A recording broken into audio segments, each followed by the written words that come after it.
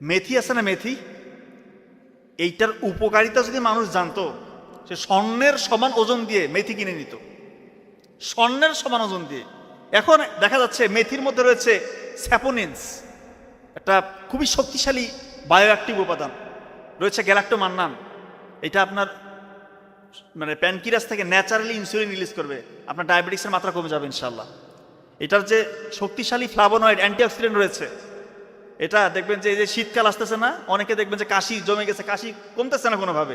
আপনার মেথি গরম করবেন পানিতে, 1 গ্লাস পানিতে মেথি গরম করে ওইটা ছেঁকে নেবেন, ওই পানিটা পান করবেন ইনশাল্লাহ। কুসুম কুসুম গরম করে ওটা পানিটা পান করবেন, দেখবেন যে আপনার কাশিটা উপশম হয়ে যাবে ইনশাল্লাহ।